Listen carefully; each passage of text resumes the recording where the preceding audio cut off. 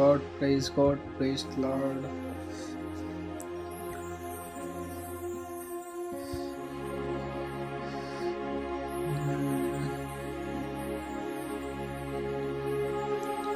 లైవ్లో ఉన్న బ్రదర్ మళ్ళీ మెసేజ్ చేస్తా.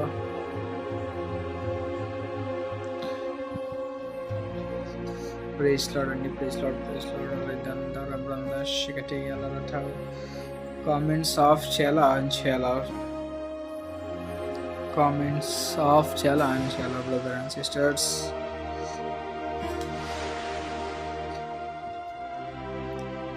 పరిశుద్ధాత్మ దేవుడు మాట్లాడినందుకు సంబలమైన కార్యాలను బట్టి స్తోత్రాలు.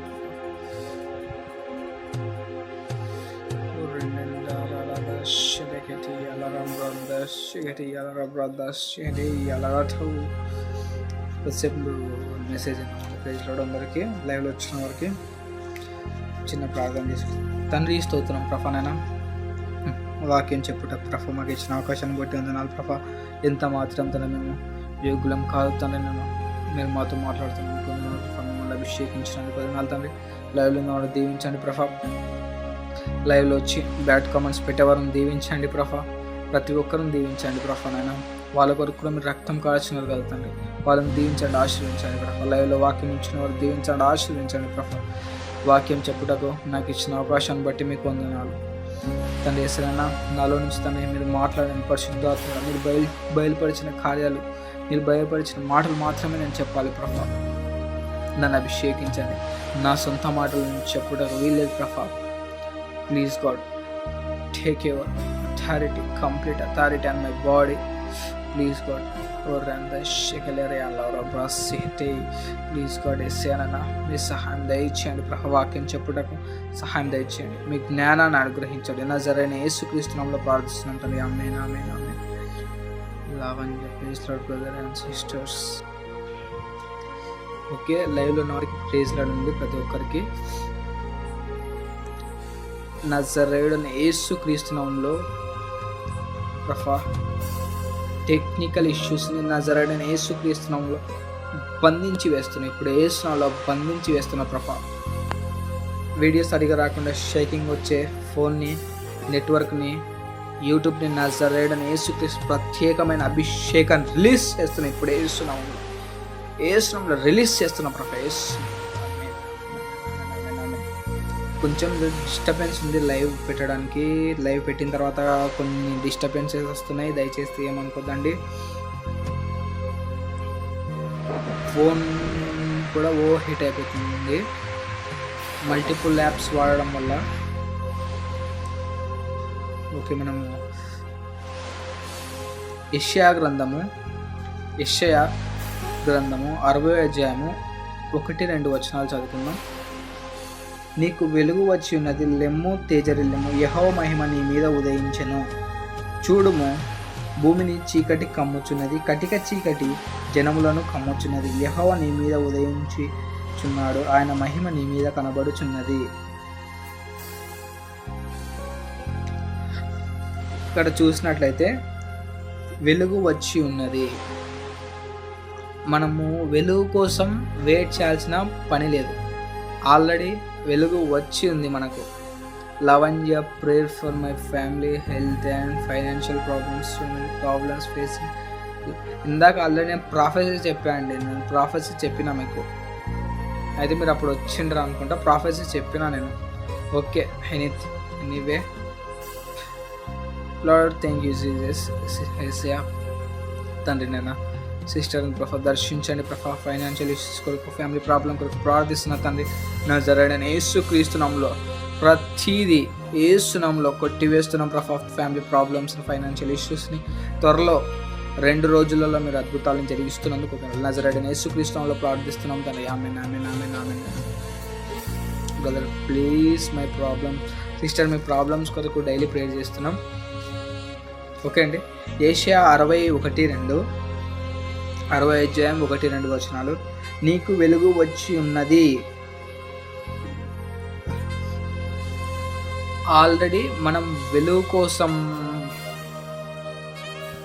మనము ఇప్పుడు ఉన్న జనాలు ఏం చేస్తున్నారంటే వెలుగు కోసం పరిగెడతా ఉన్నారు. నాకు వెలుగు కావాలా, నాకు దేవుడు లోకానికి వెలుగై ఉన్నా అని చెప్పినాడు. అయితే నీకు వెలుగు వచ్చి ఉన్నది, ఆల్రెడీ మనకు వెలుగు వచ్చింది. వెలుగు కోసం పరిగెత్తాల్సిన పని లేదు. మనం యెహోవా మహిమ మన మీద ఉదయించెను. చూడము, భూమిని చీకటి కమ్ముచున్నది, కటిక చీకటి జనములను కమ్ముచున్నది. కటిక చీకటి అంటే వ్యభిచారం, జారత్వం, దొంగతనం. చీకటి అనగా, చీకటి అంటే సాతానికి గుర్తు చీకటి అనేది. కటిక చీకటి జనములను కమ్ముకుంది. కానీ నిన్ను ఇంతవరకు నిన్ను కూడా కమ్ముకుంది. కానీ ఆ మహిమ నీపైన ఉంది కాబట్టి నువ్వు తొందరగా దాంట్లోకి వెళ్ళలేకపోతున్నావు. నీకు చేయాలంటే ఆ మనసు రావట్లేదు. ఎందుకంటే పరిశుద్ధాత్మ, నీలో ఉన్న పరిశుద్ధాత్మ ఆ కార్యాన్ని నేను చేయకుండా ఆపుతున్నాడు. ఆయన మహిమ నీ మీద కనబడుచున్నది. చెప్పిన కదా ఆల్రెడీ నీపైన మహిమ ఉంది, నీకు వెలుగు వచ్చి ఉంది ఆల్రెడీ. ఆయన మహిమ నీ మీద కనబడుతుంది ఆల్రెడీ. ఆయన మహిమ ఆల్రెడీ మన పైన కనిపిస్తుంది. వ్యభిచారం, జారత్వం ఎక్సెట్రా, ఇంకా ఇలాంటివి చాలా సాతాను చేసే కార్యాలు ఉంటాయి కదా ఒక్కొక్కసారి. కొంతమంది దొంగతనాలు, కొంతమంది అబద్ధాలు, ఇవన్నీ. కానీ దేవుడు మన మీద మహిమ ఉంచి ఉన్నాడు. దేవుడు మన పైన మహిమ ఉంచి ఉంటే, కానీ ఇప్పుడున్న క్రైస్తవులు ఏం చేస్తున్నారంటే బయటి వారితో మనకు పని లేదు. ఉన్న క్రైస్తవులే దేవుడు మన మీద మహిమ ఉంచి ఉన్నాడు, కానీ చీకటి కోరుకునే వారు చాలామంది ఉన్నారు. చీకటిని కోరుకుంటారు. దేవుడు నీకు మహిమ ఇస్తే, దేవుడు నీ పైన మహిమ ఆల్రెడీ ఇప్పుడు చూస్తున్నాం కదా. యెషయా గ్రంథం 61:2 రెండో వచనంలో చివరి వచనం, ఆయన మహిమ ఆల్రెడీ నీ పైన కనబడుచున్నది. ఆయన మహిమ మన పైన కనబడుచున్నప్పుడు మనం ఎందుకు పరిగెట్టాలా? ఎందుకు చీకటిని కోరుకోవాలి? ఎంతోమంది చీకటి కోరుకుంటా ఉన్నారు. ఎంతోమంది ఈ రోజున చీకటి కోరుకుంటా ఉన్నారు. పాపం చేయాలనే ప్రేరేపణ, పాపం చేయాలనే ఆలోచన ఎందుకు వస్తున్నాయండి? ఇవన్నీ మొబైల్ ఫోన్ చూడడం వల్ల, సినిమాలు చూడడం వల్ల. మనం పరిశుద్ధాత్మ నీలో ఉన్నప్పుడు ఇవన్నీ నీకు ఆల్రెడీ ప్రతి ఒక్కరిలో దేవుడు మహిమ నుంచున్నాడు కాబట్టి ఆ మహిమ నీలో ఏం చేస్తుందంటే, ఆ కార్యాలు, మహిమ చేసే కార్యము ఏది తప్పు ఏది ఒప్పు అలా నీకు తెలియజేస్తుంది లోపల. కానీ ఆ తప్పు ఒప్పు తెలియజేసినప్పుడు కూడా నువ్వు ఏం చేస్తున్నావు? పదే అదే తప్పులోకి వెళ్తున్నావు. నీపైన మహిమ ఉంది, నువ్వు మహిమని పొందుకున్న వ్యక్తివి, పరిశుద్ధునివి, కానీ నువ్వు ఆ పని చేయడానికి వెళ్తున్నావు. ఎందుకు? అది ప్రేరేపణ ఎట్లా వస్తుంది?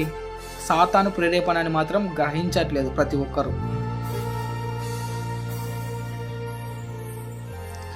నీకు ఈ మహిమ దేవుడు ఎందుకు ఇచ్చినాడు?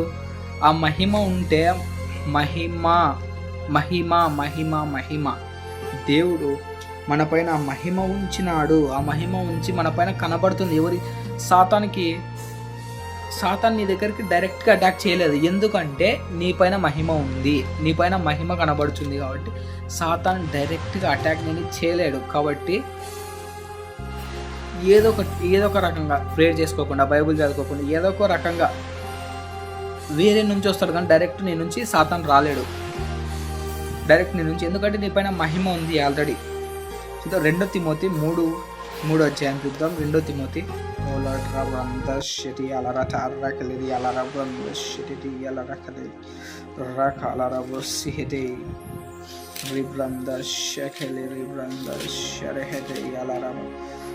తిమోతి చూసినట్లయితే 2 తిమోతి 3:3 ఓకే.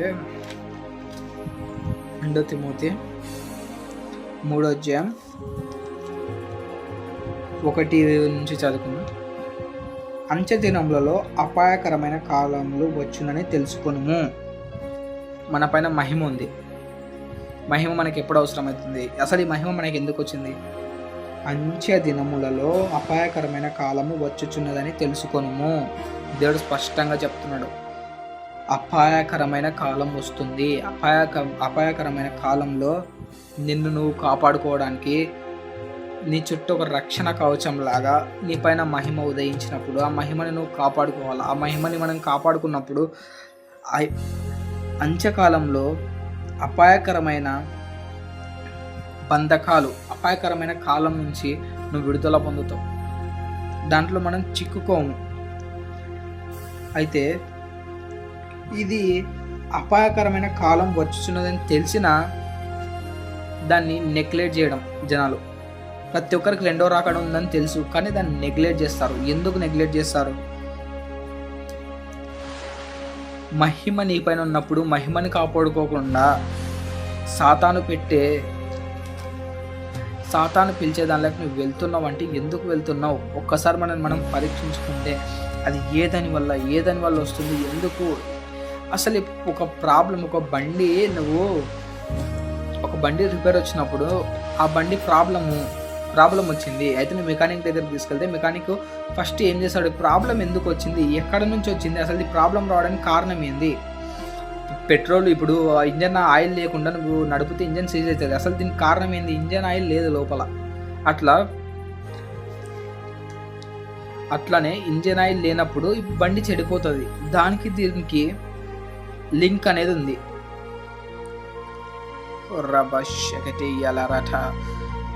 నువ్వు ఆయిల్ లేకుండా బండి నడిపితే ఏమవుతుంది? బండి చెడిపోతుంది. నువ్వు మెకానిక్ దగ్గరికి తీసుకెళ్తే మెకానిక్ ఏమంటాడు? ఆయిల్ లేకుండా బండి నడిపినవరా బాబు, నువ్వు బండి పోయింది అని చెప్పి చెప్తాడు.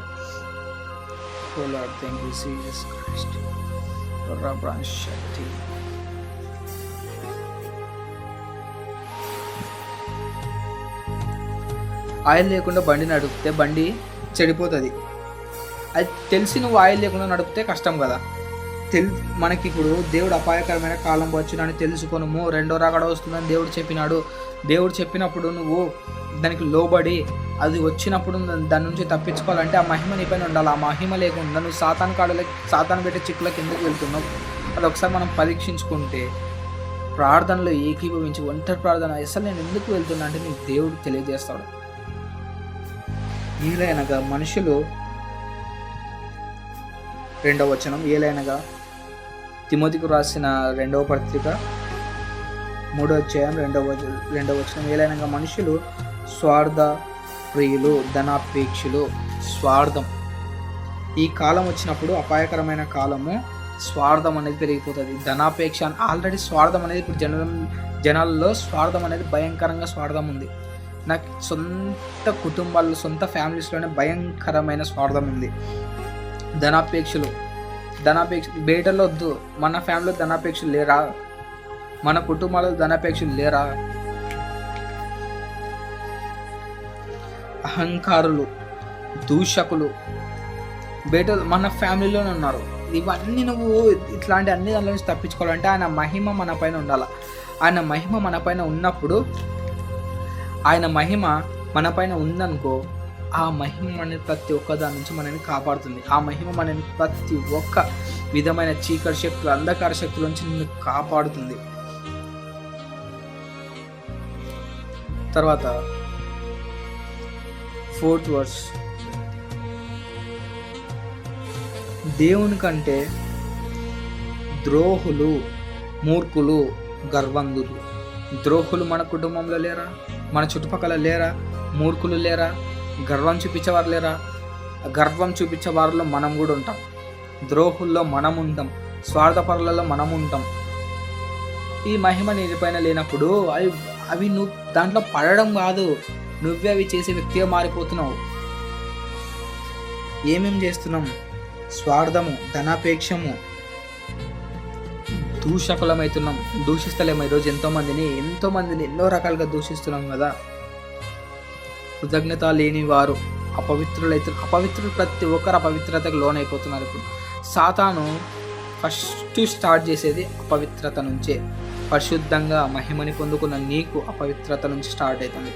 అపవిత్రత ఒక్కసారి పోయిందా, సాతానికి నువ్వు పరిశుద్ధంగా ఉంటే భయం నిన్ను ముట్టుకోవాలంటే నువ్వు దానికి ఛాన్స్ ఇస్తే అది వచ్చి పట్టుకుంటుంది. ఏం పని నువ్వు దానికి ఛాన్స్ ఇవ్వకుండా నువ్వు ఉంటే అది ఏం కాదు.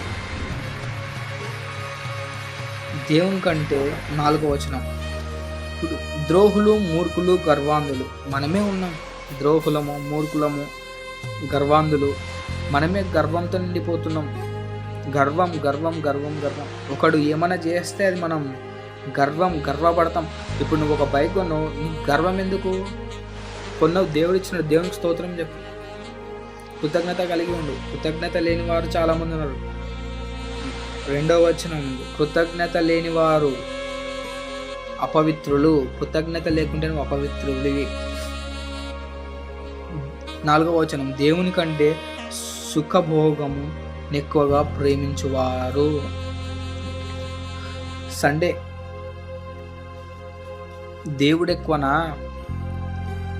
సండే దేవుని చర్చి పోయి నువ్వు ప్రార్థన చేసుకొని చర్చిలో నువ్వు ఉండకుండా సండే రోజు సినిమాలు రిలీజ్ చేస్తారు, సండే రోజే పెళ్ళిళ్ళ ఫంక్షన్లు, సండే రోజే ఇల్లు ఓపెనింగ్లు, సండే రోజే బర్త్డే పార్టీలు. నీకు ఆ రోజు బర్త్డే ఉంటే సాటర్డే పనికి రానివన్నీ రాత్రి 12 కూడా చేసుకుంటావు.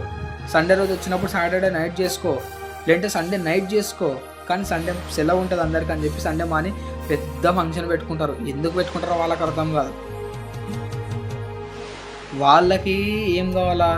వాళ్ళు 10 మంది ఫంక్షన్కి వస్తే వాళ్ళకి అది గొప్ప గర్వం చూపించుకోవాలా. కానీ నువ్వు సుఖభోగాలకి నువ్వు అలవాటైపోతున్నావు, సుఖభోగమునకు నువ్వు అలవాటైపోతున్నావు. అది నీకు తెలియకుండానే నువ్వు వెళ్ళిపోతున్నావు.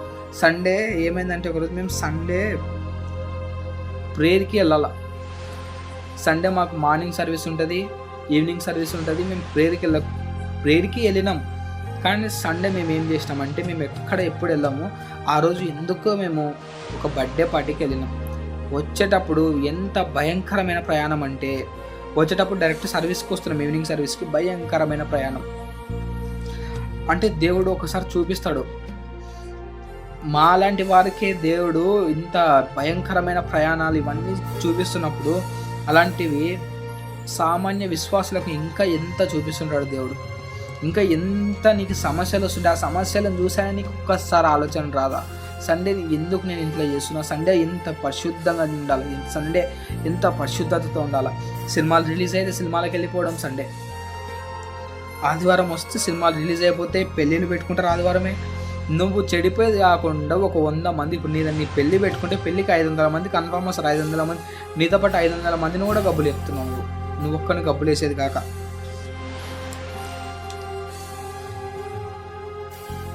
తర్వాత 5వ వచనం, పై భక్తి గలవారి వలె ఉండియు దాని శక్తిని ఆశ్రయించని వారిని ఎందురు. పైన భక్తి ఉంటుంది, వాళ్ళకి దేవుని శక్తి తెలియదు. పైన భక్తి చేస్తూ ఉంటారు. దేవా స్తోత్రం. కొంతమంది భాషలు వచ్చిన వాడు అర్రా బంద షరేహే అల్లారా. కొంతమంది ఏం చేస్తారంటే భాషలు వస్తే వాళ్ళకి పైన భక్తి. దేవుడు నీకు ఆ వరాన్ని అనుగ్రహించినాడంటే అది దానికోసం పరిశుద్ధాత్మ కోసం ఎంతోమంది ఏడ్చి వస్తున్నారు రా బేట. చర్చిలలో ఒకసారి నువ్వు వెళ్ళు, టీచింగ్ సెంటర్లలో ఎంతోమంది బలిపీఠం దగ్గర మోకాళ్ళు నొప్పి తీసిన మోకాళ్ళు రాత్రంతా పగులు కొన్ని రోజులు ఉపవాస ప్రార్థన చేస్తున్నారు పరిశుద్ధాత్మ కోసం. ఆ శక్తిని నువ్వు భక్తి కలిగి ఉండి పైన నువ్వు దేవా స్తోత్రం అంటావు. నువ్వు దేవుని శక్తిని ఆశ్రయించకుంటే ఎట్లా? ఆ శక్తి నీకు తెలుసు, శక్తి నువ్వు అనుభవించుకుంటే ఆశీర్వాదాలు మనం అనుభవిస్తాం, కానీ ఆ శక్తిని ఆశ్రయించాం. మనకి ఒక పని పడింది, ఎమ్మెల్యేతో పడింది, నీకు తెలిసి ఎమ్మెల్యేతో పని అవుతుందని ఎమ్మెల్యే దగ్గరికి పోతాం, ఏదో ఒకటి చేసిపోతాం, డబ్బులు కట్టి కానీ పోతాం ఎవరికొకరికి. అట్లాంటిది దేవుని దగ్గర శక్తి ఉందని తెలిసినప్పుడు దేవుని దగ్గరికి ఎందుకు రావు? నీకు తెలుసు ఇది దేవుని దగ్గర పోతేనే అవుతుందని చెప్పి తెలుసు. శక్తి దేవుని దగ్గర శక్తి ఉంది, యేసు నామంలో శక్తి ఉంది, యేసయ్య నామంలో కార్యాలు జరుగుతాయి, అది కూడా తెలుసు. ఎందుకంటే నువ్వే బలమైన కార్యాలు అనుభవించటం, నువ్వే ఎక్కువ కార్యాలు నీకు తెలుసు దేవుని గురించి. దేవునికి ఎన్నో కార్యాలు నీ జీవితంలో చేసింటాడు. నీకు అనారోగ్యంతో ఉన్నప్పుడు దేవుడు స్వస్థపరచలేదా? నీ యాక్సిడెంట్ నుంచి తప్పేలేదా? నాకు ఒకరోజు యాక్సిడెంట్ అయింది. ఫస్ట్ నేను లోకంలో కలవడానికి ఫస్ట్ రోజే నాకు దేవుడు చూపించినాడు. ఇక్కడ యాక్సిడెంట్ అయింది. యాక్సిడెంట్ అయితే అక్కడికి నేను ఆగిపోకుండా అది ఫస్ట్ రోజు నేను లోకంలోకి వెళ్ళడం, ఫస్ట్ రోజు అది వెళ్ళిపోతే ఆ లాస్ట్ రోజు నాకు దేవుడు ఎట్లా చూపించినాడు అంటే, లాస్ట్ రోజు చివరి రోజు ఎట్లయిందంటే పెద్ద కార్ యాక్సిడెంట్. మా ఇంట్లో వాళ్ళకు కూడా చెప్పుకోలేదు నేను. పెద్ద కార్ యాక్సిడెంట్. ఇంతవరకు మా ఇంట్లో కొంతమందికే తెలుసు. ఒక్కసారి ఆ ఫొటోస్గా నేను చూపిస్తే మా ఇంట్లో వాళ్ళకి ఆ కార్ ఎట్లా యాక్సిడెంట్ అయిందని చెప్పి తట్టుకోలేరు. చిన్న యాక్సిడెంట్ ఫస్ట్ దేవుడు చూపించినాడు, కానీ నా దేవుని శక్తి నాకు తెలుసు, కానీ నేను వెళ్ళిపోయినా. అప్పుడు నాకు దేవుడు చూపించినాడు. అప్పుడనే నేను తిరిగి రావాలన్నా? రాకుండా కొన్ని సంవత్సరాలు అట్లనే వెళ్ళిపోతే లాస్ట్ పెద్ద కార్ యాక్సిడెంట్తో దేవుడు నాతో మాట్లాడి దాని తర్వాత దేవుడు నేను పట్టుకున్నాడు మళ్ళీ తిరిగి. చెప్పినాడు కదా, వ్యభిచారం చేసిన నీ భార్యని నువ్వు దగ్గరికి చేర్చుకుంటావా? కానీ యేసయ్య నిన్ను ఎలాంటి పాపంలో నుంచి అయినా కూడా చేర్చుకుంటానని అంటున్నాడు. యెర్మీయా 3వ అధ్యాయం 1వ వచనం ప్రకారం ఎంత పాపివైనా, ఎంత నువ్వు ఏమి చేసిన దేవుడు మనల్ని హత్తుకుంటాడు. పైన భక్తి కలిగి జీవించకుండా దేవుని శక్తిని ఆశ్రయించుదాం. ఈ రోజు నుంచి దేవుని శక్తిని ఆశ్రయించడానికి మనం ప్రయత్నిద్దాం, కనీసం ప్రయత్నిద్దాం. దేవుని శక్తి మనకు తెలిసినప్పుడు మనము దేవుని శక్తిని తక్కువ అంచనా వేయద్దు, దేవుని శక్తిని ఎప్పుడు దూషించొద్దు. చాలామంది ఈ మధ్య ఏం చేస్తున్నారంటే దేవుని శక్తిని దూషిస్తున్నారు. బలమైన కార్యాలు జరుగుతున్న ఒక సేవకుని ద్వారా టచ్ అంటే పడిపోవడం అంటే అది ఆటలు కాదు. కొంతమంది పేడ్ యాక్టర్లు అంటారు, అది యాక్టర్లు వాళ్ళు వీళ్ళు వచ్చి చేయడం కాదు. అది దేవుని శక్తిని ఎప్పుడైతే నువ్వు అవమానపరుస్తావో నీ జీవితం అక్కడికి అయిపోయింది. అక్కడికి ఎండ్ కార్డు వేసుకోవాలి మనం. కానీ దేవుడు అది కూడా క్షమిస్తా అంటున్నాడు. దేవుడు క్షమిస్తా, కృప ఉంది కదా అని చెప్పి నువ్వు పాపం చేసి లాస్ట్ కృప కోసం మనము కృప కావాలని కృప ఉంది కాబట్టి నేను పాపం చేసిన అంటే కరెక్టా? అది చూసినంతసేపు చూస్తారు. ఇప్పుడు కోర్టులో నువ్వు ఒక పాపం చేస్తావు, నీకు శిక్ష చేస్తాడు, కొన్ని రోజులు విడిచిపెడతాడు, తర్వాత మళ్ళా నువ్వు పదే చేస్తే ఎన్కౌంటర్ అని డైరెక్ట్.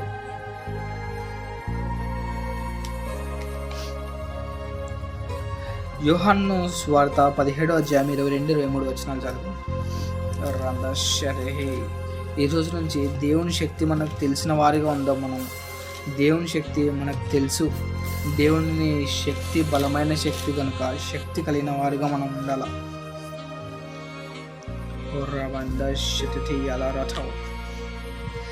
యోహాను సువార్త 17వ అధ్యాయం 22వ వచనం. మనము ఏకమై ఉన్న లాగున వారును ఏకమై ఉండవాలని నీవు నాకు అనుగ్రహించిన మహిమను నేను వారికి ఇచ్చితిని. ఈ మాట యేసు ప్రభు చెప్తున్నాడు తండ్రికి. నీవు నాకు ఇచ్చిన మహిమ నేను వారికి ఇచ్చితిని. ఒక తండ్రికి ఆస్తి, మీ తండ్రికి ఆస్తి మీ అబ్బా చేసినాను వాళ్ళు ఇచ్చినప్పుడు ఆ తండ్రి మీకు అదే ఆస్తి వంశపారపర్యంగా వస్తుంది కదా. అదే ఆస్తి దేవుడు, ఈ ఆస్తి లోక సంబంధమైన ఆస్తి కోసమే మనం ఇంత ఆవేశము, కొట్లాటలు అవి ఇవి అవుతాయి కదా. అట్లాంటిది తండ్రి యేసుకు మహిమనిస్తే యేసు మనకు అదే మహిమను, అదే శక్తిని ఇచ్చినాడు. మీరు చూస్తే యేసు ప్రభు చేసిన కార్యాల కన్నా ఇప్పుడు యేసు ప్రభు కార్యాలు చేసినాడు, చనిపోయిన వారిని లేపినాడు, ప్రవక్తలు కూడా చనిపోయిన వారిని లేపినాడు, మోషే సముద్రాన్ని చీల్చినాడు. ఆయన మహిమ మన పైన ఉంటే ఆయన కన్నా గొప్ప కార్యాలు చేస్తామని బైబిల్లో ఉంది. ఆయన మహిమ, తండ్రి ఆయనకు మహిమ ఇస్తే అదే మహిమ మనకి దేవుడు ఇచ్చినాడు. ఆ మహిమను మనం కాపాడుకొని అదే మహిమతో మహిమ లోకానికి వెళ్ళేంత వరకు, మనం చనిపోయేంత వరకు, చనిపోయి తిరిగి లేపబడేంత వరకు, రెండో రాకడ వచ్చే వరకు అదే మహిమను పొందుకొని అదే పరిశుద్ధుల్లో మనం ముందుకు సాగినట్లయితే మన జీవితం ఎంతో బాగుంటుంది. ఆశీర్వాదాలు చూస్తాం, మేళ్ళు చూస్తాం, కుటుంబంలో సమస్యలు ఉండవు, ఆర్థికంగా స్థిరపడిపోతాం. మహిమను కాపాడుకొని ఉండాలి. మనం మహిమను కాపాడుకోవడానికి ఈ రోజున ప్రత్యేక ప్రార్థన చేద్దాం. మహిమను కాపాడుకోవడానికి ఓ లార్డ్ జీసస్ థ్యాంక్ యూ. ఓ రబంద షెకెటేలి యారాల రబ్రంద షెటెటే. మహిమను కాపాడుకుందాం. మహిమను కాపాడుకోవడానికి ఈరోజు ప్రార్థన చేద్దాం. ప్రత్యేకమైన ప్రార్థన, మహిమను కాపాడుకోవడానికి మాత్రమే ప్రత్యేక ప్రార్థన చేద్దాం. ఈరోజు ప్రతి ఒక్కరూ ప్రార్థనలు ఏకీభవించండి. షరహెలరమంద సహలరబ. తండ్రి మీకు స్తోత్రం తండ్రి. నైనా మీరు ఇచ్చిన మహిమ ప్రభా తండ్రి, మీరు యేసయ్యకు మహిమ ఇస్తే తండ్రి, యేసుక్రీస్తు వారు మాకే ఆ మహిమను ఇచ్చారు ప్రభా తండ్రి. యేసయ్యనైనా వంశం ప్రారంభంగా తండ్రి వస్తున్న ఆస్తిని ఇచ్చినట్లు ప్రభా ఆ మహిమను మాకు ఇచ్చారు తండ్రి. ఆ మహిమను మేము కాపాడుకుంటానికి మాకు సహాయం దయచండి. పరిశుద్ధాత్మ దేవా మీరు తండ్రి మాకు తోడుగా ఉండండి ప్రభా. మాలో ఉన్న కార్యాలను నశింప చేయండి ప్రభా. మీ కార్యాలని ప్రభానైనా మీ కార్యాలు జరగాలి ప్రభా. మాలోని కార్యాలు నశింప చేయండి ప్రభా తండ్రి. సరైన మా పైన పూర్తి అధికారం మీరు తీసుకోమని ప్రార్థిస్తున్నాం తండ్రి. నైనా ఈ రాత్రిన తండ్రి లైవ్లో ఉన్న వారిని దీవించండి, ఆశీర్వదించండి ప్రభా. ప్రతి ఒక్కరు తండ్రి సరైన వారి వారి మహిమను కాపాడుకోవడానికి సహాయం దయచేయండి ప్రభా తండ్రి. యేసనైనా కృప చూపించండి ప్రభా. మహిమతో నిండిపోవాలి ప్రభా తండ్రి. నేను మా శరీరం మహిమతో నిండిపోవడానికి సహాయం దయచేయండి. అర్రాదశలి అలరబ్రందశలి రకలరమందశలి అలరబ్రసిది. Lord thank you Jesus. యేసయ్యా మీకు వందనాలు తండ్రి. పరిశుద్ధాత్మ దేవా మీకు వందనాలు ప్రభా తండ్రి. మీరు ఇచ్చిన పరిశుద్ధాత్మ అనే వరాన్ని మహిమను కాపాడుకోవడానికి సహాయం దయచేయండి. ఎక్కడ వ్యభిచారంలో కానీ, జారత్వంలో కానీ నైనా, దొంగతనంలో కానీ ప్రభనైనా తండ్రి యేసనైనా గర్విష్ఠులు కాకుండా సహాయం దయచేయండి. ఏ పాపం పడకుండా సహాయం దయచేయమని ప్రార్థిస్తున్నాం తండ్రి. అహంకారుల వలె మేము జీవించకుండా సహాయం దయచేయండి పరిశుద్ధాత్మ దేవా. ఒకరినొకరం ప్రేమించుకునే స్వభావాన్ని దయచేయండి ప్రభా. మీ కృప అనుగ్రహించండి ప్రభా.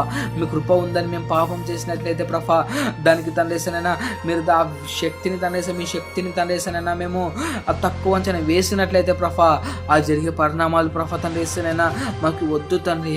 అంత పరిణామాలు మాకు వద్దు ప్రభా తండ్రినైనా. మీ శక్తి మీ మహిమ మాకు తెలుసు కనుక అదే మహిమని మేము కాపాడుకోవడానికి మీ పరిశుద్ధాత్మని సహాయాన్ని మాకు దయచేయండి ప్రభా. పరిశుద్ధాత్మ అనే వరాన్ని మాకు దయచేయండి ప్రభా. సహాయం దయచేయండి ఏసైనా. ఇవి లైవ్లో ఉన్న వారికి తండ్రి అనారోగ్య సమస్యలతో వచ్చిన వారిని తండ్రి ఏసైనా యేసు నామంలో, యేసుక్రీస్తు శక్తి కలిగిన నామంలో, నజరేయుడైన యేసుక్రీస్తు నామంలోనైనా విడుదల పొందుకోవాలి ప్రభా. ప్రతి రకమైన తండ్రి అనారోగ్య సమస్యల నుంచి విడుదల పొందుకోవాలి. సంపూర్ణ ఆరోగ్యం కలుగును గాక, కుటుంబాలు కట్టబడును గాక యేసు నామంలో ప్రభా. ఫైనాన్షియల్ బ్లెస్సింగ్స్ వచ్చును గాక. సహాయం దయచేయండి పరిశుద్ధాత్ముడా తండ్రినైనా. ఈ లైవ్ ద్వారా ప్రభా ఇంతవరకు ప్రార్థనలో గడిపే భాగ్యాన్ని మాకు ఇచ్చినందుకు వందనాలు తండ్రి. నన్ను సహాయం చేసినందుకు వందనాలు ప్రభా. ప్రతి ఒక్కరు మీరు దీవించి ఆశ్రయించి నజరేయుడైన యేసుక్రీస్తు నామములో తండ్రినైనా ప్రార్థిస్తున్నాం తండ్రి. ఆమేన్ ఆమేన్ ఆమేన్ ఆమేన్ ఆమేన్ ఆమేన్ ఆమేన్. ఇంతవరకు లైవ్లో వేచి ఉన్న వారికి అందరికి ప్రైజ్ లార్డ్. మెసేజ్ మీరు ఎవరైనా వినని వాళ్ళు ఉంటే లైవ్ అయిపోయిన తర్వాత వీడియో సేవ్ అయి ఉంటుంది లైవ్లో. ఇప్పుడు వచ్చిన వారు మెసేజ్ వినని వారు ఉంటే లైవ్ వీడియో సేవ్ అయి ఉంటుంది. మీరు లైవ్లో ఒకసారి చెక్ చేయండి. మీరు ఏం చేస్తారంటే ఒక 40 minutes స్కిప్ చేసిన తర్వాత చూడండి, మెసేజ్ వస్తుంది మీకు. మెసేజ్ వినని వాళ్ళు ఉంటే మహిమను మనం కాపాడుకొని ఉందాము. ప్రతి ఒక్కరికి praise lord praise lord praise lord అండి. లైవ్ ఏం చేస్తున్నాను తిరిగి మరలా లైవ్ పెట్టినప్పుడు నేను ఒకసారి మీరు మన ఛానల్లో లైవ్ అనేది ఉంటుంది కదా ఆప్షన్, లైవ్ అనే ఆప్షన్ మీరు చెక్ చేయండి. లైవ్ అనే ఆప్షన్లో షెడ్యూల్ లైవ్ అని ఉంటుంది. నేను ఎప్పుడు లైవ్ పెడతాను ఆ షెడ్యూల్లో ఉంటుంది. మీరు ఎవరైనా చూడాలంటే ఆ షెడ్యూల్లోకి వెళ్తే మీకు లైవ్ అనేది ఉంటుందండి. ఇప్పుడు కాదు, నేను మీరు ఈవినింగ్ 5కి అట్లా చూడండి, 5 or 6కి. ఒకవేళ నేను ఆ రోజు నైట్ లైవ్ పెడుతున్నా అంటే ఆ షెడ్యూల్లో ఉంటుంది. ప్రైజ్ లార్డ్ అండి. Praise lord praise lord.